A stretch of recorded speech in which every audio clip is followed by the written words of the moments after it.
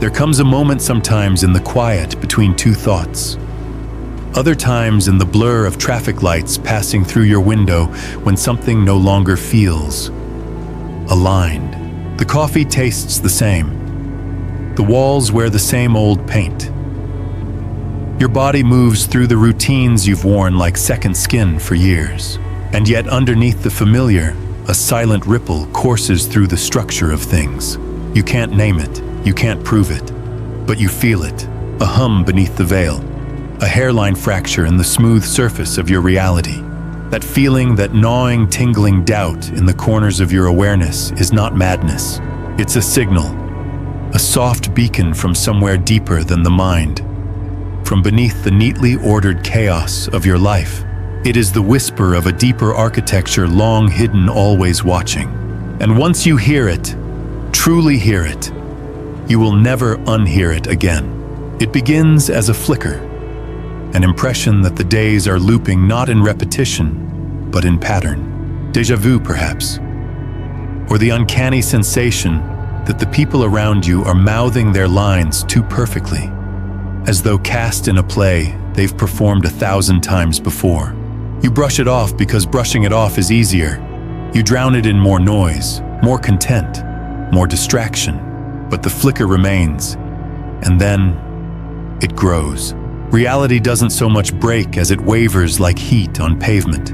It grows porous at the edges, bleeding dreams into waking hours, dissolving the border between memory and imagination. Sometimes you look into a mirror and don't recognize the eyes looking back. Not because they are foreign, but because they seem to belong to a version of you forgot existed, or never knew, or haven't yet become. If you've ever had the sense that time is fraying, that it is not so much moving forward as circling something unspeakable, then this isn't news to you. You've felt the threads thinning. You've watched the moments blur and then reconstitute into strange synchronicities, numbers repeating on clocks, faces echoing across strangers, thoughts you swear you never spoke suddenly mirrored in another's mouth. You are not imagining these things. You are remembering them from a deeper place. The idea that reality might not be what it seems is no longer a philosophical indulgence. It is a lived experience, subtle, disorienting, increasingly inescapable. But here's the most curious part. The more it slips, the more something else emerges. In the very places where your grasp begins to loosen, a greater truth begins to breathe. Because maybe it was never meant to stay whole. Maybe the cracks are not flaws, but invitations, portals through which your consciousness can peek into the scaffolding behind the illusion. What if this slipping you feel is not a collapse, but a correction? A pulling back of the velvet curtain. We've been conditioned to believe that the material world is the anchor, the solid bedrock of experience. But that belief is beginning to evaporate. You see it in the existential fatigue haunting even the most comfortable among us. You feel it in the hollowness of predictable goals, the fading enchantment of prescribed success. You hear it in the silence that follows every frantic attempt to feel something real. It's as though the simulation is running low on novelty, and your soul, far older and wiser than your name, has begun to remember that this was never the final destination. This feeling that reality is slipping isn't new. It's ancient. It was sung by mystics, whispered by shamans, encoded in the geometry of sacred architecture.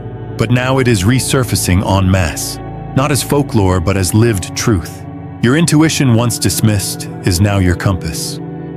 Your dreams, once dismissed as nonsense, now contain blueprints. And your discomfort, your dizziness, your sense that something is off. These are not symptoms of collapse. They are birth pains. So if you feel like you're losing your grip, maybe you're simply letting go of the illusion you were never meant to hold on to. Maybe the world you were taught to see was never the whole story. Maybe, just maybe, the very sensation of slipping is your soul realigning with a deeper truth it's been aching to remember. And this moment right now is the threshold. To understand the sensation of slipping reality, one must first dismantle the idea that reality was ever fixed in the first place. What we call reality is a consensus framework, an intricate web of shared beliefs, social contracts, and inherited perceptions. It's not a monolith, it's a mosaic of interpretations, handed down generation by generation like a family heirloom, polished by culture and sealed by language. But what if that heirloom is only a mirror, one that reflects back not the truth, but the story we most need to believe, to function in this moment? The idea that things are solid, stable, knowable, that cause leads to effect in a neat linear path, that what you see is what is. Yet beneath that tidy surface, the deeper architecture hums with something much stranger, something alive, shifting, and utterly uncontainable by mere logic. When people speak of the world slipping, what they're truly describing is a rupture in the trust they once had in this surface narrative. And within that rupture lies a golden thread, the realization that consciousness may not simply perceive reality, but actually compose it. Consciousness is not a passenger of this experience, it is the architect. Every observation you make collapses a million possibilities into one actuality. Every belief you hold shapes the world you wake into each morning. The myth of the passive observer dies in the face of quantum truth. You are not watching reality unfold. You are participating in its constant rebirth. And when this is remembered, not intellectually, but viscerally, reality begins to shimmer.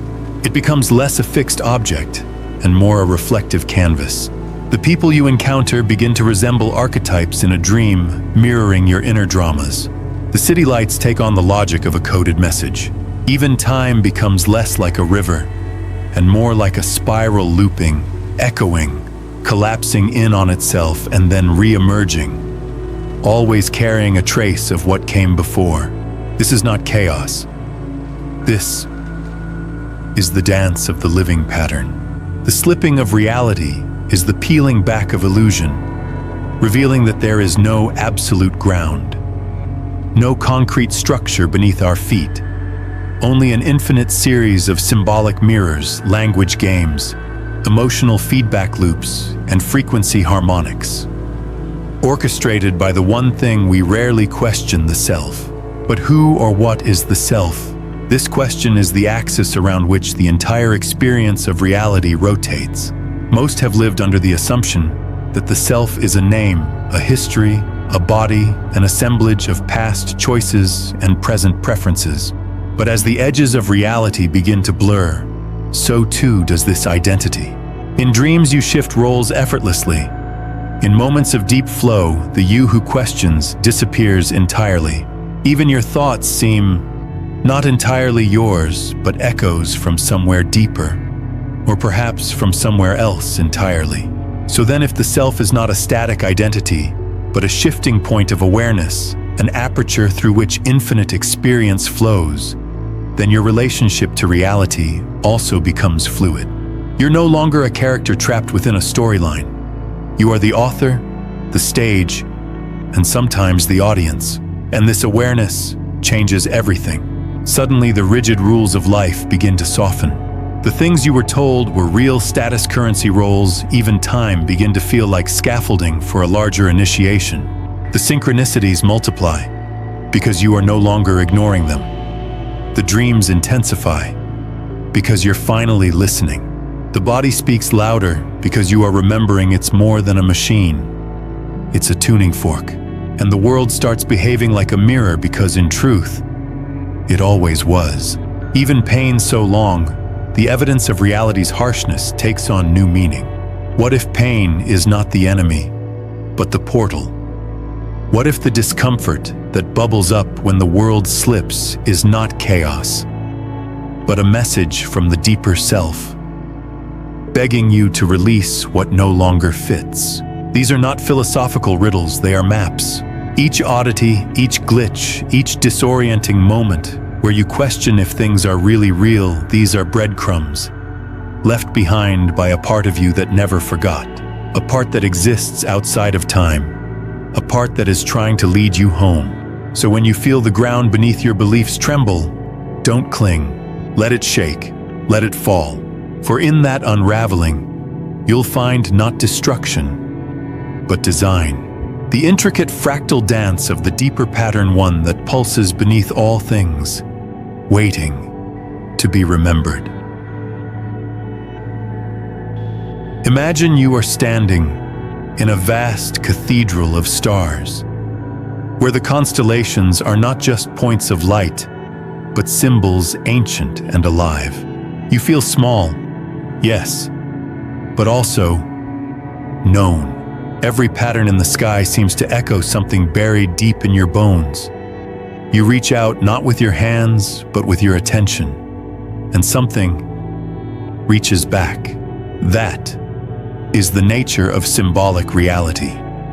It speaks in whispers, in riddles, in myth, not to confuse you, but to awaken you to a deeper form of understanding, one that does not depend on facts, but on resonance.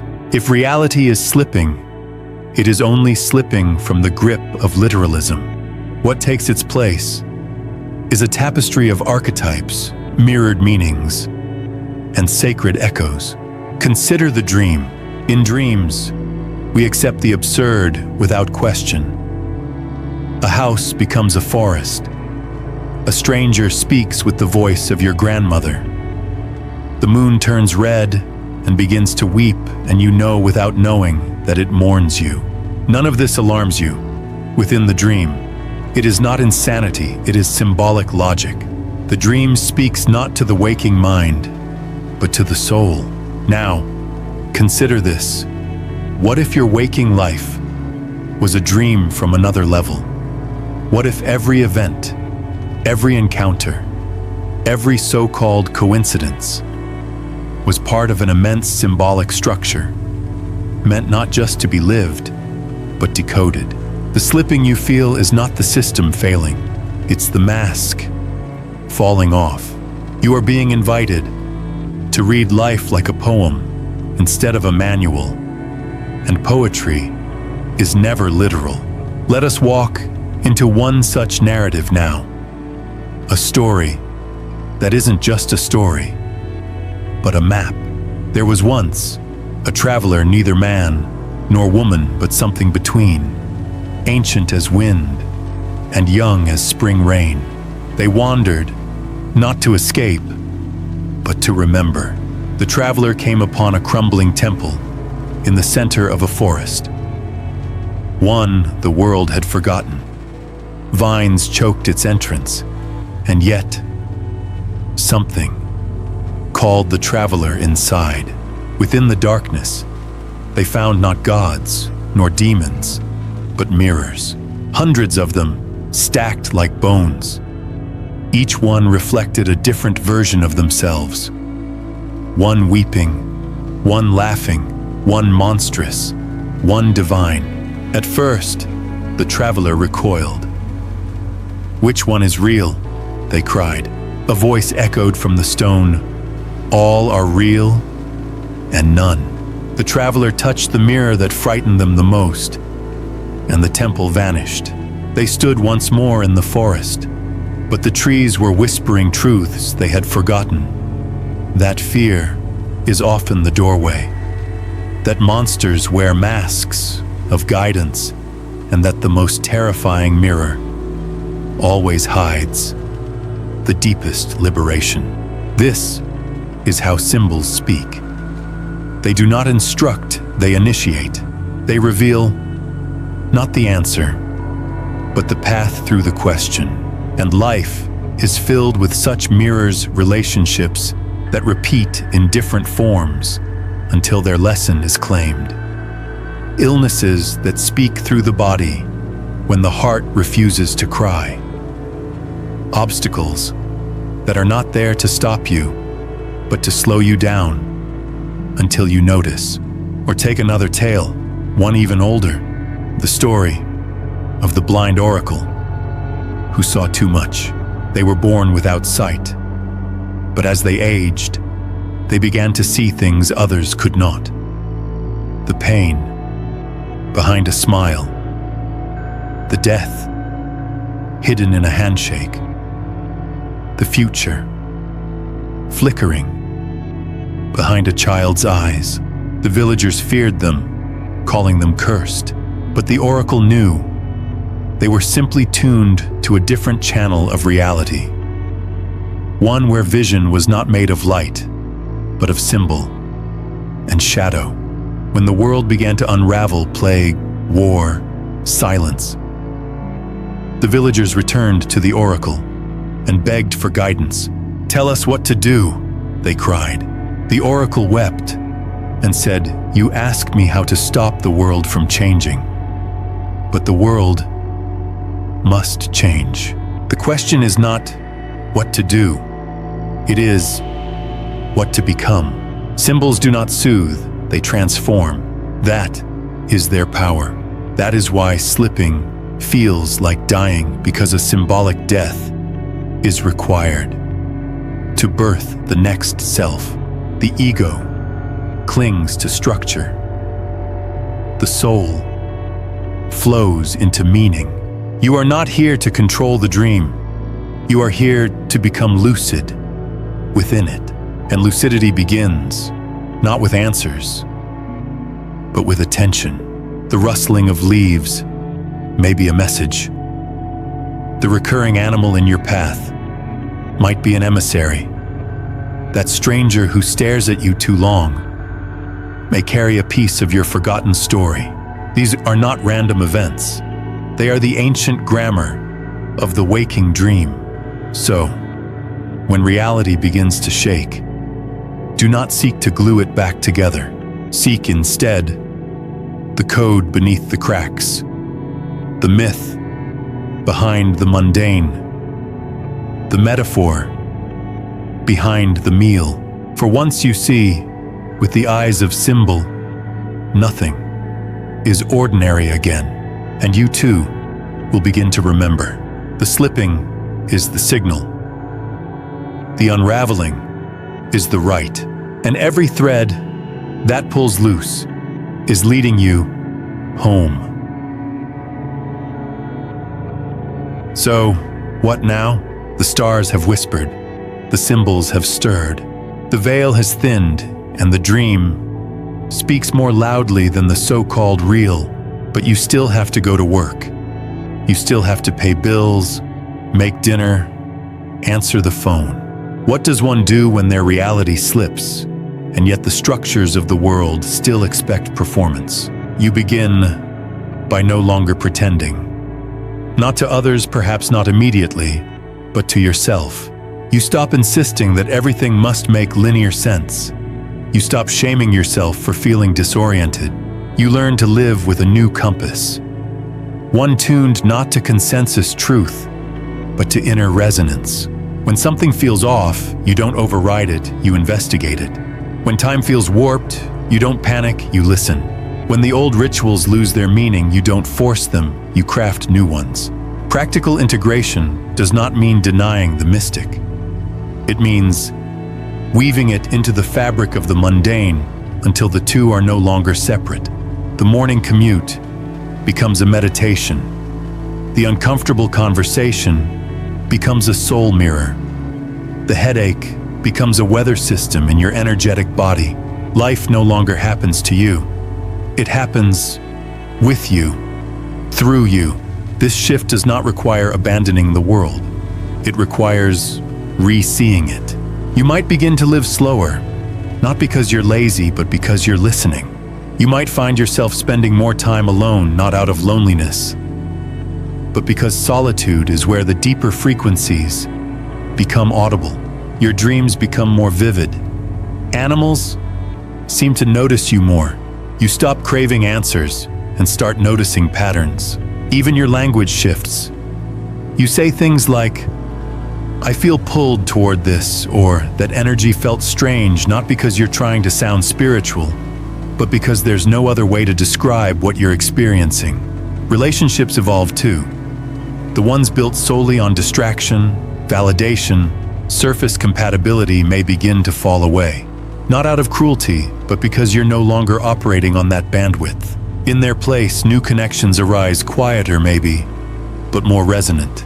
People who speak the unspoken language, who also feel the slip, who aren't frightened by the mystery, but magnetized by it.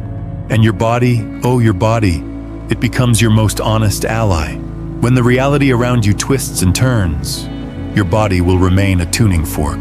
It reacts before your mind can rationalize. Pay attention to the clench in your gut, the warmth in your chest, the buzzing in your limbs. These are not mere sensations, they are transmissions.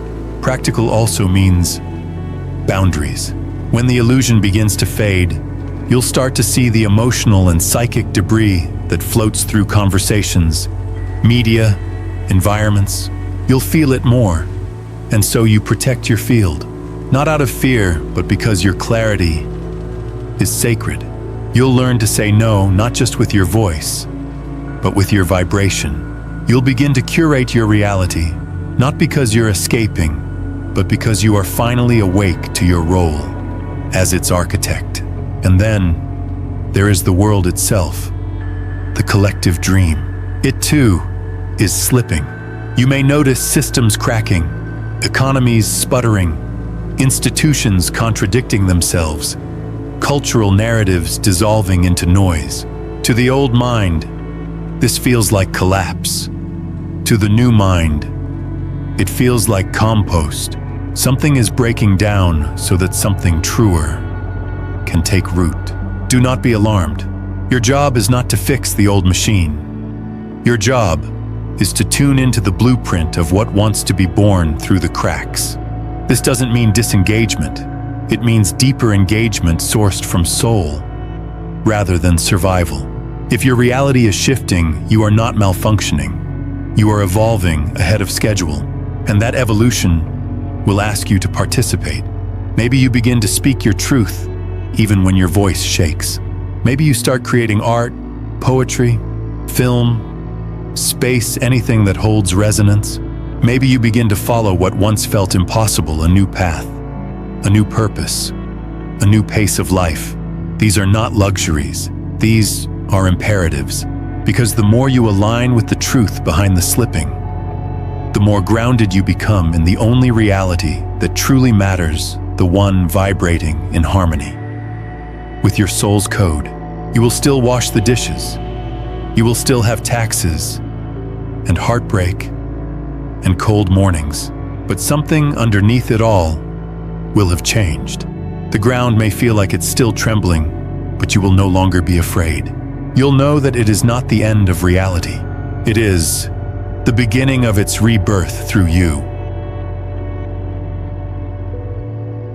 This moment is not asking you to understand, it is asking you to remember.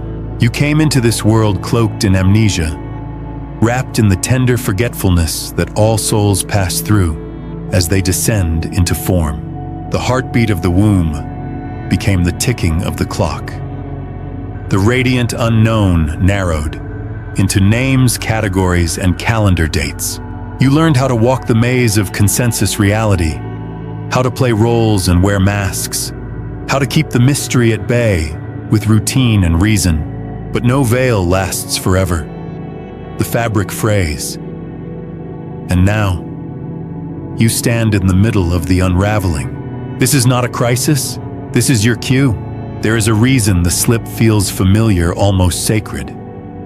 You have slipped before, across lifetimes, between worlds, through veils. You were never only flesh. You were never only thought. You are awareness wrapped in story, spirit filtered through sensation. And now, that awareness is calling itself back. You are not losing reality. You are shedding a version of it that was never built to hold your whole truth. The rules you once obeyed without question now feel brittle, hollow. The boundaries of time no longer behave. The mirror doesn't reflect, it inquires. The faces you see flicker with past life echoes, soul contracts barely remembered, Deja vu blooming like smoke from ancient fires. You are not hallucinating, you are remembering, and with this remembrance comes a sacred task to live lucidly inside the dream. Not to escape it, not to transcend it, not to reject it, but to illuminate it. To walk through the market, the subway, the school hallway, carrying a quiet awareness that you are inside a fluid, responsive reality, one that bends to the direction of your gaze, one that rearranges itself to the frequency of your thoughts, one that was always waiting for you to notice that the script you were handed can at any moment be rewritten. This is the birthright the mystics spoke of, the holy inheritance, buried beneath paperwork and passwords. You are not a cog, you are not a captive, you are not a mistake, caught in an indifferent machine. You are a node of consciousness, in a living field of intelligence. And the moment you stop insisting that reality stays still, it begins to dance with you. And so, the call now is not to action, but to awakening, to sit in silence with the discomfort and let it speak, to follow the threads of your curiosity, even when they defy logic, to trust the signal in your body over the noise of the news, to speak not from the throat, but from the deep river beneath your ribs, to become a walking question mark, soft, luminous, undefended, because those who live lucidly become catalysts, not preachers, not saviors, but living invitations. You don't have to change the world.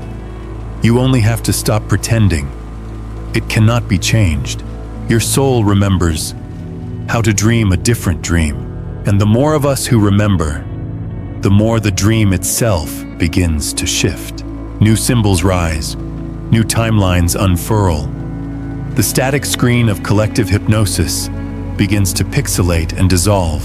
What replaces it is not chaos, it is raw, radiant possibility. It is a world built not on fear, but on resonance. A civilization woven from presence. A shared dream where we meet not through roles, but through essence. And so, you return to the world, to the dishes, to the train station. But you return different, not because you escaped the illusion, but because you saw through it. And now, with eyes wide open and feet on trembling ground, you take the next step not into certainty, but into alignment, into that quiet, irreversible knowing that you are not slipping away from reality. You are slipping into the truth. That reality was never fixed to begin with. It was always waiting for you to wake up. You are awake now, and nothing will ever be quite the same.